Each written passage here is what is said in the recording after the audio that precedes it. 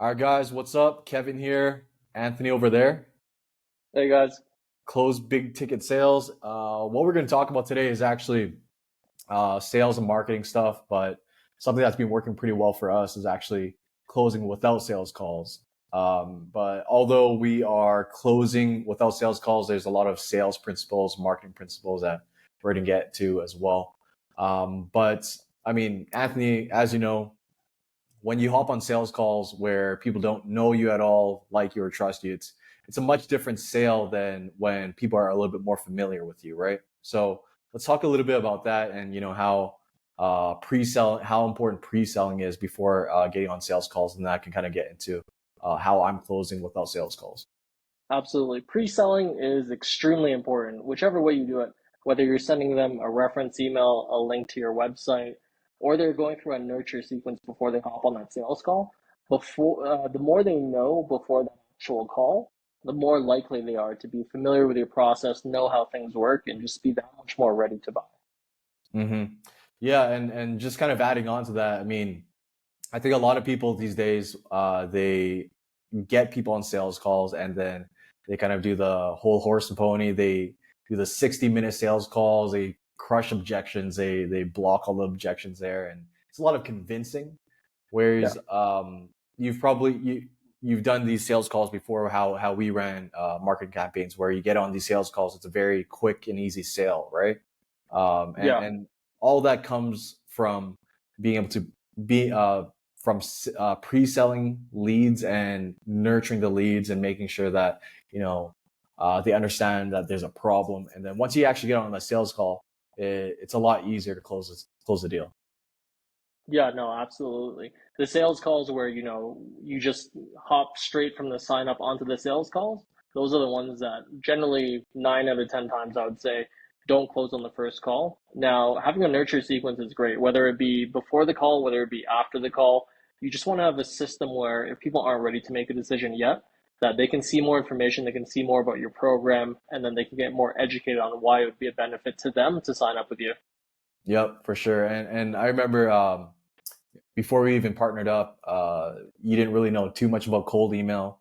But when we actually started working together and I ran these cold email campaigns, you said that these deals that we brought in were actually a lot easier, right? And the importance of how we made that work was just, sending out cold emails to the right people, uh, showing them, writing good copy that got them persuaded and more pre-sold on the offer that we had.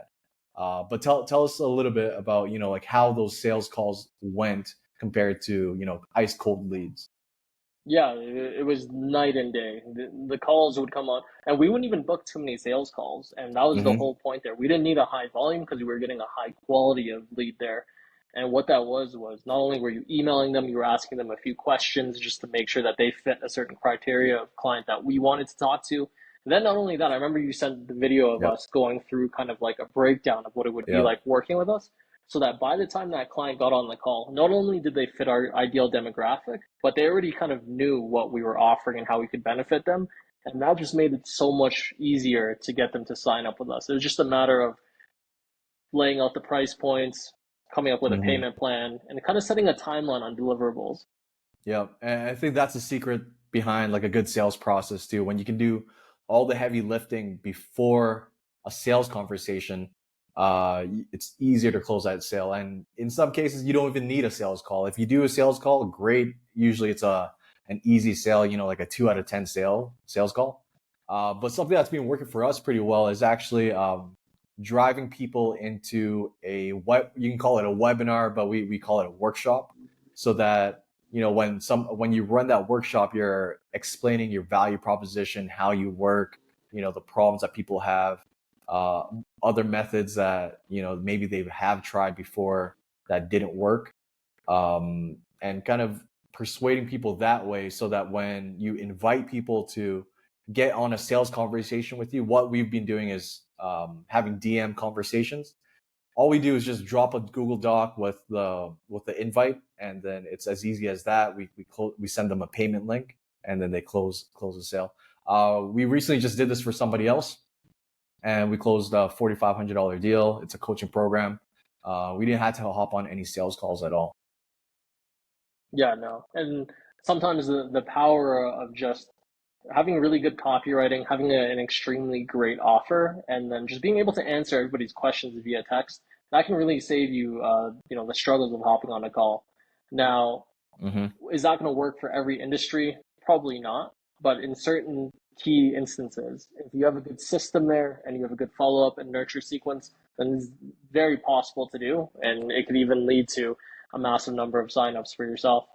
Yeah, I would say the big key is actually, I mean, this, I would say this works pretty well. We've done it for agencies though, and we've done this for a lot of coaching offers.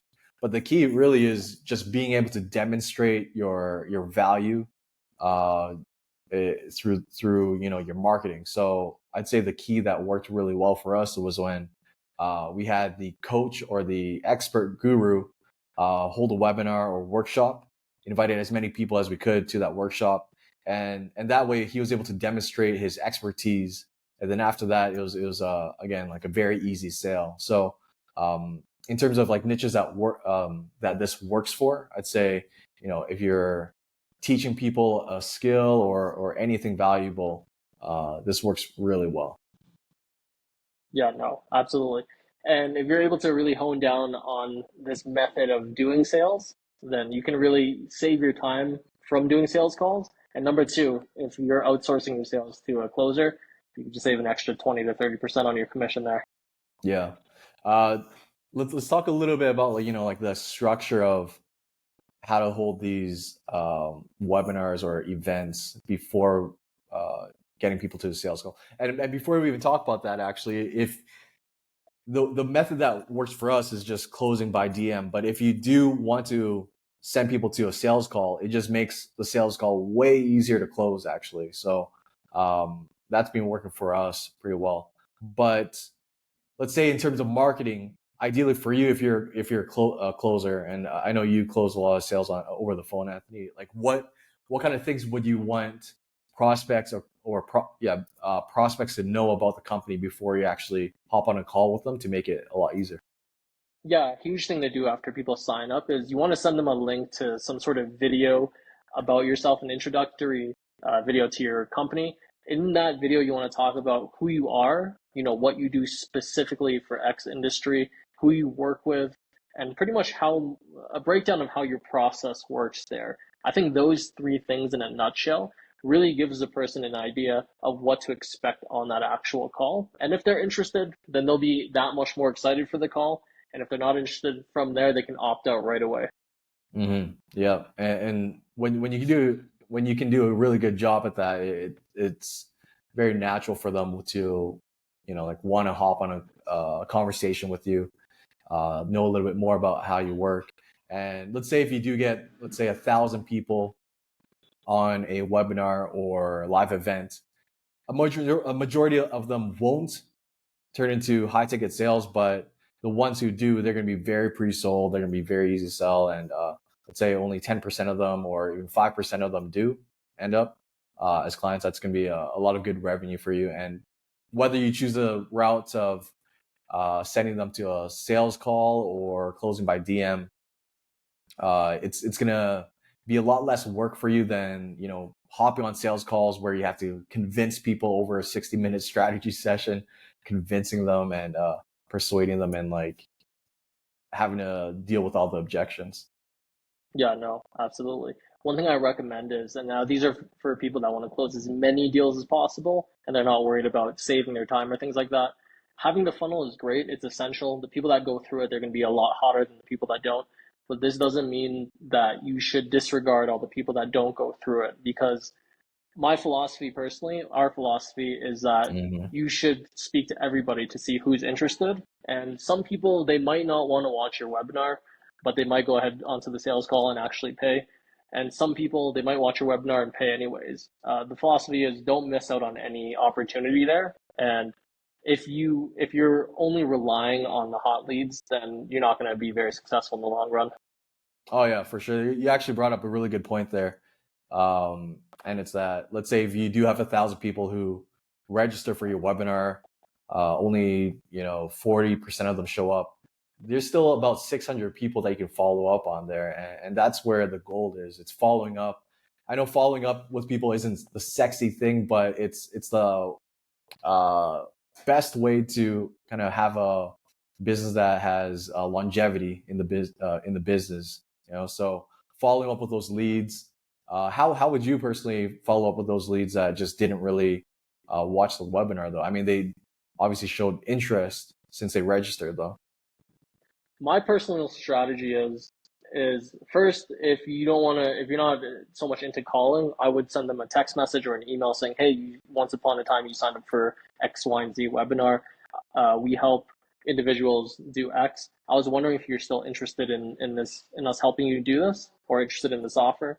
And if you're really keen on really just getting as many people as possible, I would go as far as even picking up the phone and dialing them, as long as you do have their phone number and they did consent for you to call them. Yeah. Hopping on the call and calling all those people, that's a great way to see who's really interested, what their excuse was, and then really piquing their interest to book them onto a call. Yep, I think that's the best way as well. If you look for volume, it's really just picking up the phone and following up with those leads. And you can text, but I think the most direct and easy way is to call those leads. So super important to collect phone numbers as well. That's kind of like the basic stuff. You need a way to contact them, but yeah, I think that's a really good way too. I know that there are some people there's tons of people who hold webinars, but not many of them actually do the follow up and uh, reach out to the leads and follow up the conversation there. And just by doing that, that's going to add, I'd say 30 to 50% of extra revenue for the business. Definitely. And one thing to keep in mind there, guys, and it's one thing that if you keep this mindset, you'll always have that motivation to follow up with leads. The fact that they signed up to your webinar, your Mm-hmm. free offer, whatever it may have been, means they were interested enough once upon a time. So that being said, it's not like you're just asking people, hey, do you want what I have to offer? They raised their hands, they signed up, they gave you their contact details. That means they should be followed up with until at least they book a call with you, or they tell you, hey, I'm no longer interested. Mm-hmm. Yeah, for sure. I mean, there's going to be levels of interest there. Obviously, the people who watch the webinar in its entirety, they're going to be the best leads. But the people who just registered that maybe didn't watch the webinar, maybe they are as interested, but just things come up, right? So taking control of the outcome there by calling those leads, it's going to be very powerful. You're going to get more calls on the calendar as well, and obviously more sales. 100%. Yeah. So yeah, anything else you want to kind of add on to here about pre-selling leads and kind of the whole sales process? Yeah, no, pre-selling is very important here. Some of your fastest deals will be the guys that have gone through your nurture sequence. So I always recommend building a nurture sequence or a pre-sell sequence. Don't get too caught up into it. It doesn't have to be perfect. Just make sure you introduce yourself, make sure they know what you're doing in the industry, who you're currently working with, and kind of like what to expect to work when they work with you. If you do those three things, you're gonna have people that hop on a call with a lot clearer expectations. You won't have those calls where people just come on saying, "Hey, like I just signed up. I don't really know what you guys have to offer. Just give me some information, and I'll take it from there." Yeah, that's awesome. And kind of from my perspective as a copywriter, marketer, I'd say the best angle is to identify the problem that they have. So whether it's you're running a webinar funnel or sending emails or posts, what I personally do is I'm driving people into a community or school group, and then the posts that we make are really focused on the problem, right? And I'd say that's the best way of getting people to raise their hand, just identifying the problem that they have, agitating. It's kind of the old school marketing formula that Dan Kennedy has. It's problem, agitate, solution, right? So you want to identify the problem, agitate it, kind of showing them what that problem will look like and for them, and then offering a solution. And that solution is usually inviting them to start a conversation with you over DM, or you can send them to a phone call and kind of go from there. Yeah, highly effective strategies there. And if used properly, there's no way you can't get more sales calls / sales. So we highly recommend you guys try that method out. Awesome. So yeah, some good tips there. Thanks guys. That's it. See you guys later. Take care, guys.